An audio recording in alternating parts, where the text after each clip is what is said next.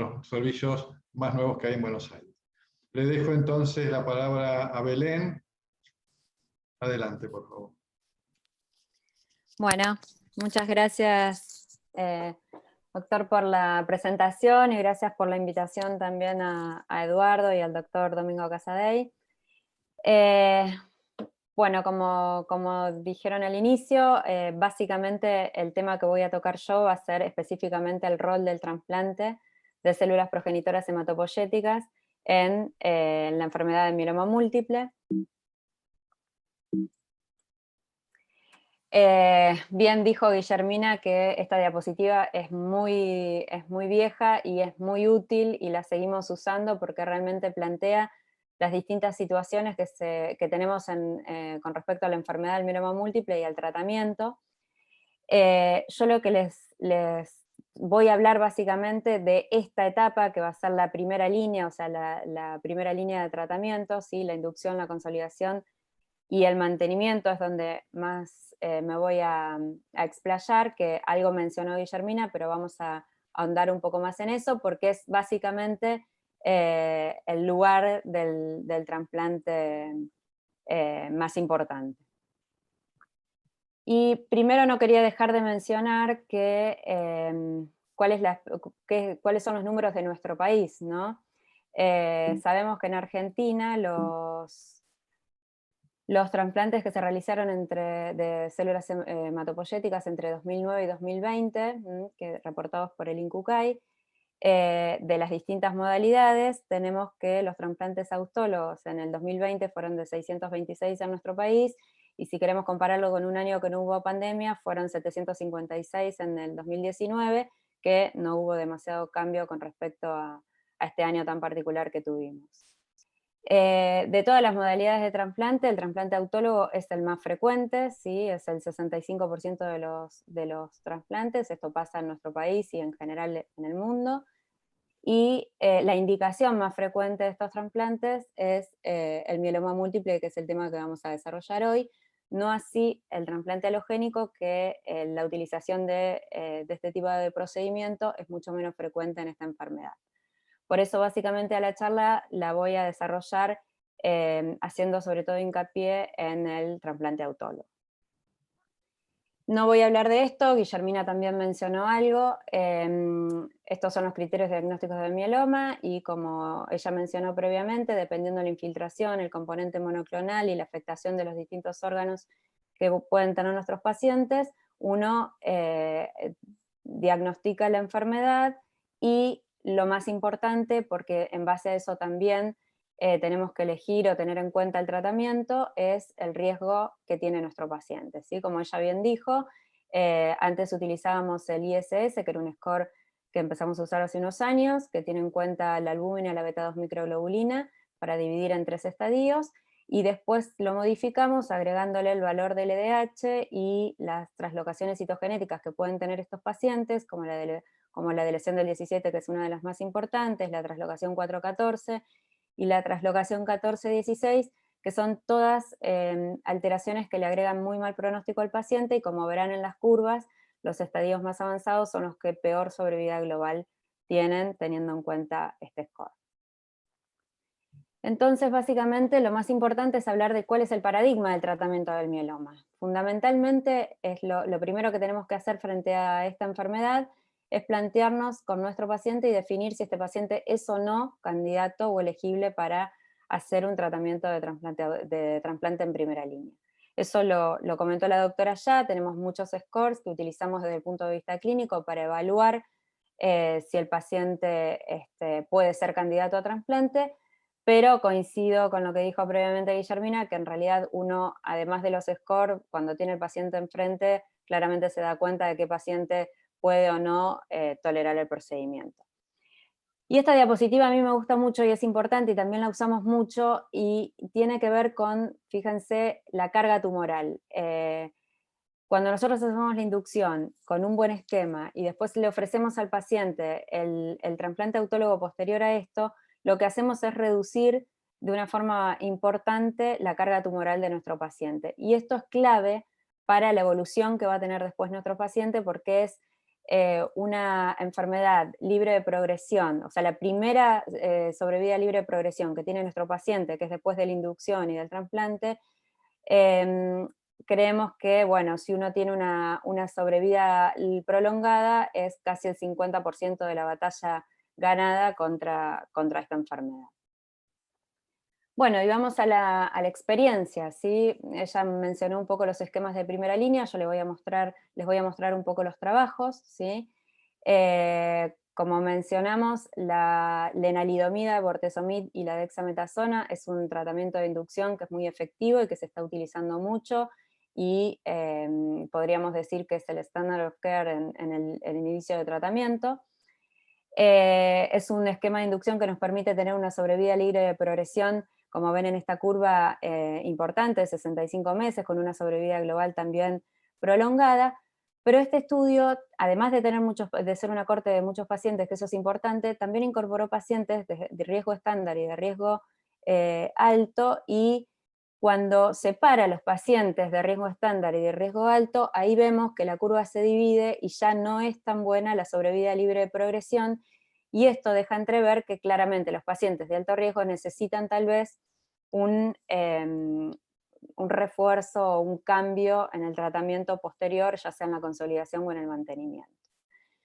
Hay dos trabajos importantes, también algo mencionó Guillermina, o sea, hay dos trabajos que hablan del esquema justamente del BRD, que es la lenalidomida, bortezomib y dexametasona. Uno es el IFM 2009, que este trabajo fue muy importante porque compara o randomiza pacientes de 65 años o menores con un grupo que va a hacer 8 ciclos de BRD, con posterior mantenimiento, y el otro grupo que va a hacer 3 ciclos de este esquema, que es muy bueno, con un trasplante posterior y con 2 ciclos de consolidación con BRD. El objetivo primario de este trabajo era la sobrevida libre de progresión, que, como les dije, es algo que nos importa, y sobre todo en los pacientes. Yo voy a hablar siempre de pacientes con mieloma de reciente diagnóstico, ¿sí? Y la sobrevida libre de progresión en ese tipo de pacientes es fundamental. Este trabajo evaluó eso, y además tenía como objetivo secundario evaluar también la enfermedad mínima residual, que es otra cosa que últimamente le estamos prestando mucha atención, porque vemos que los resultados pueden ser muy distintos. Y este trabajo, lo que vimos es que el grupo, la rama de pacientes que recibía un trasplante autólogo como parte del tratamiento, tenía remisiones completas más altas que los pacientes que no realizaban el trasplante. Y en estas curvas lo vemos claramente, la rama de los pacientes que recibieron lenalidomida, bortezomib y dexa más trasplante fue claramente mejor en estos pacientes. La sobrevida global por este follow-up no se puede ver, pero claramente los pacientes tenían en la rama del trasplante una mejor sobrevida libre de progresión. Este es el segundo trabajo, que este trabajo fue muy importante porque en realidad con este trabajo nosotros vimos que el tratamiento de elección ahora es el triplete, ¿sí? O sea que por lo menos nosotros, para hacer una inducción que sea efectiva en los pacientes con mieloma, si es un paciente fit, debería recibir por lo menos 3 drogas. Este fue el trabajo que lo puso en evidencia, ¿sí? Comparó un grupo que recibía lenalidomida, bortezomib, dexametasona, y comparado con otro grupo que recibía solamente lenalidomida, dexametasona. Los pacientes hacían la colecta de stem cell y el trasplante lo dejaban para la recaída de la enfermedad, y tenían mantenimiento con lenalidomida dex. Bueno, este trabajo lo que demostró es que sin lugar a duda es mejor un tratamiento con 3 drogas que con 2 drogas. Verán las curvas acá abajo, que un poco esa es la importancia que tiene el SOC para nosotros. Entonces, con estos trabajos que les mencioné, sabemos que el IFM 2009, entonces, hablamos de la misma inducción, porque los pacientes recibían la misma cantidad de drogas, pero lo que teníamos era una sobrevida libre de progresión y una sobrevida global diferente en los grupos. ¿Y cuál fue esta diferencia? Bueno, claramente la diferencia la tuvo los pacientes que recibieron el trasplante, inclusive en el SOC, los pacientes que hacían el trasplante más tardíamente y recibían mantenimiento continuo. A pesar de eso, la rama del trasplante siempre tuvo una mejor respuesta de la enfermedad. Por ende, lo que podemos decir es que hasta la fecha el trasplante siempre mejora la sobrevida libre de progresión y la tasa de enfermedad mínima residual también. Entonces creo que el objetivo al que uno apunta es a de qué manera o con qué elementos uno hace el tratamiento de inducción y logra una respuesta profunda en esa primera instancia que consideramos tan importante para estos pacientes. Este es un trabajo importante porque es el trabajo de Munshi, que en realidad lo que él describe en este metaanálisis es el efecto que tiene la enfermedad mínima residual sobre la sobrevida libre de progresión y la sobrevida global en el mieloma. Ven que los pacientes que logran enfermedad mínima residual negativa son pacientes que van a tener un efecto positivo, claramente, en la sobrevida global y en la sobrevida libre de progresión, con un hazard ratio de 0,41, o sea que es algo muy importante y llamativo, que sorprendió, y gracias a este trabajo, en realidad uno lo que intenta hacer es, de alguna manera, con el tratamiento que le ofrece al paciente en la inducción, es tratar de lograr una enfermedad mínima residual negativa para poder lograr una sobrevida libre de enfermedad. ¿Y cómo hacemos para lograr esta enfermedad mínima residual negativa o como para lograr esta respuesta más profunda?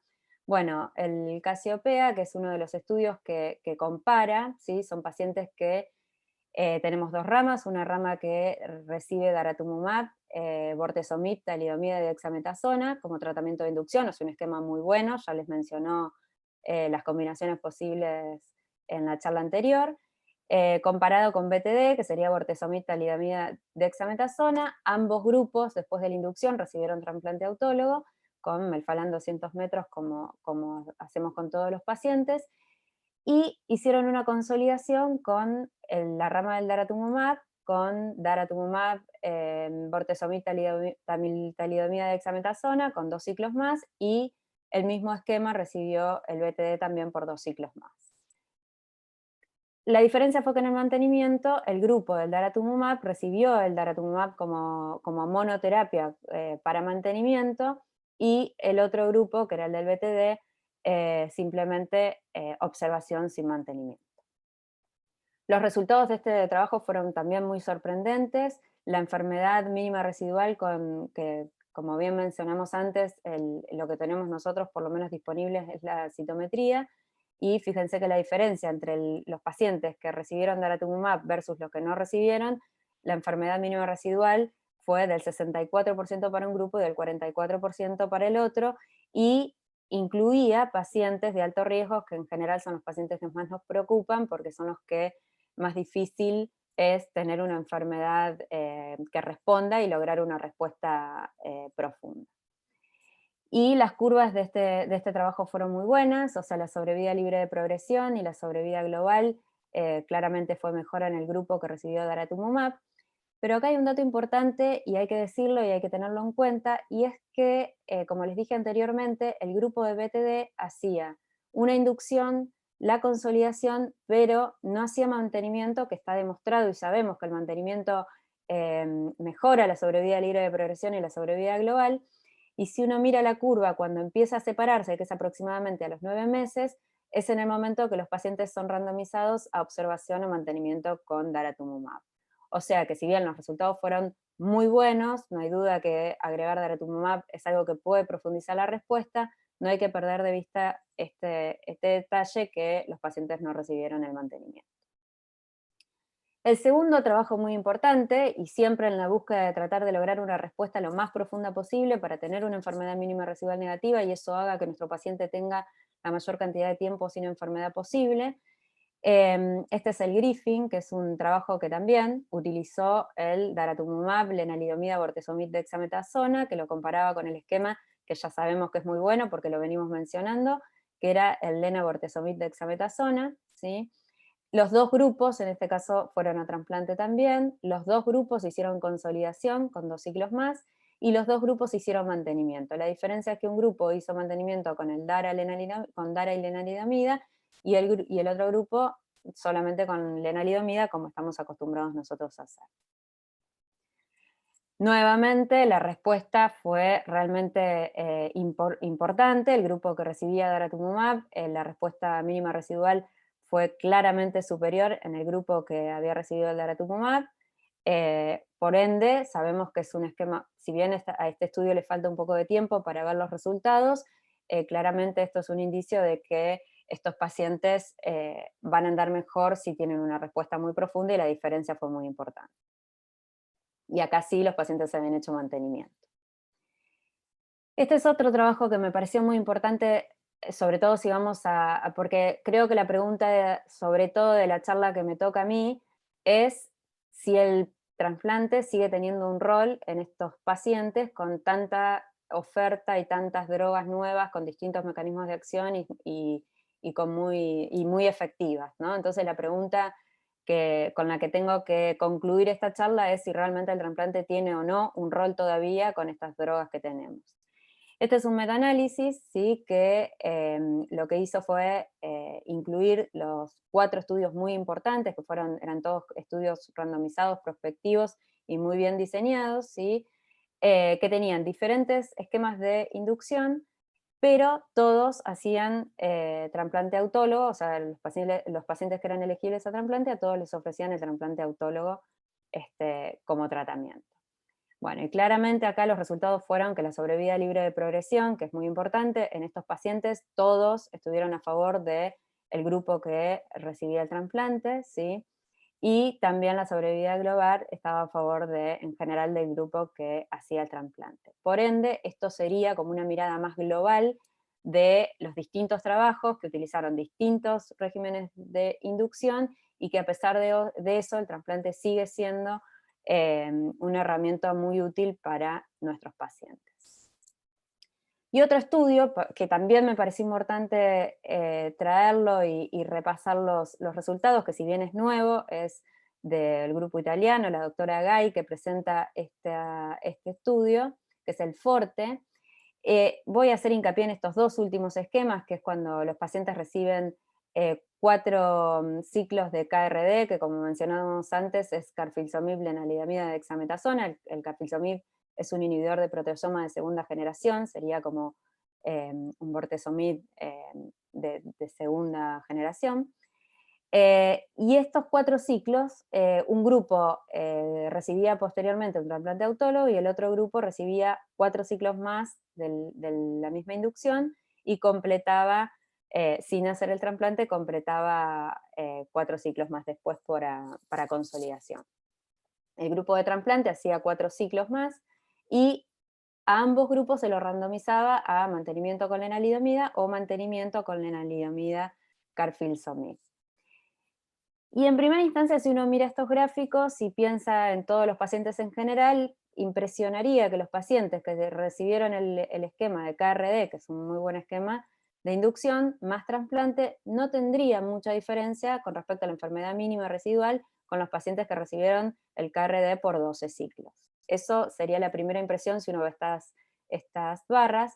Y sin embargo, no, este estudio claramente demuestra que los pacientes que, si bien, aunque tengan el esquema de inducción, que es muy bueno, el KRD, no es lo mismo que reciban o no trasplante, y esto lo marca muy claramente la tasa de enfermedad mínima residual, que todos los pacientes negativizaron. En primera instancia los pacientes, el 90% tenían la enfermedad mínima residual negativa, y lo más importante de todo es que estos pacientes que habían recibido el trasplante, la enfermedad mínima residual negativa duraba, ¿sí? Al año nosotros volvíamos a repetirlo y esos pacientes seguían con enfermedad mínima residual negativa.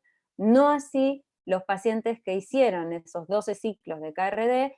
Sin embargo, esos pacientes no mantuvieron esa enfermedad mínima residual y hubo un porcentaje de pacientes que se perdió, inclusive en pacientes de riesgo alto, que se perdió y perdían comparado con los pacientes que habían recibido el trasplante autólogo. Por ende, me parece que es un trabajo nuevo y es muy importante porque lo que marca en realidad es que si nuestro objetivo es tratar de lograr la sobrevida libre de progresión, sobre todo la primera, que es después de la inducción, con el trasplante, a pesar de tener drogas nuevas, y ya mostré varios trabajos con drogas nuevas, el trasplante sigue siendo sin duda una opción para tratar de lograr una respuesta más profunda. Entonces, todavía igual quedan preguntas con respecto a la sobrevida, a la enfermedad mínima residual. O sea, sí sabemos y estamos seguros de que es pronóstica, sí, sin lugar a duda, pero todavía no tenemos datos para permitirnos utilizar la enfermedad mínima residual negativa o positiva para cambiar tratamiento o para suspender en el caso de que sea negativa. Pero sin lugar a duda es una herramienta muy útil y sabemos que los pacientes que negativizan la enfermedad mínima residual claramente son pacientes que van a andar mejor. Y un poco para concluir y hacer una revisión de todos los pacientes bueno, que a mí me tocó, que son los elegibles a trasplante autólogo o a trasplante en general. Estas son las guías europeas, que son de este año, ¿sí? El primer autor fue Dimopoulos, que lo conocemos muy bien todos los que leemos trabajos de mieloma. Bueno, y ellos lo que ponen en inducción como las recomendaciones más importantes son, como mencionamos, el esquema BRD, el esquema DARA-BTD, ¿sí? Que es el que le ponen la recomendación grado 1A, y en algunos lugares donde nuestro país, por ejemplo, es un ejemplo, donde no siempre tenemos acceso a los esquemas de inducción de BRD o DARA-BTD, lo que hacen es recomendar con menor fuerza, obviamente, pero todavía podemos seguir utilizando el esquema BTD o BCD.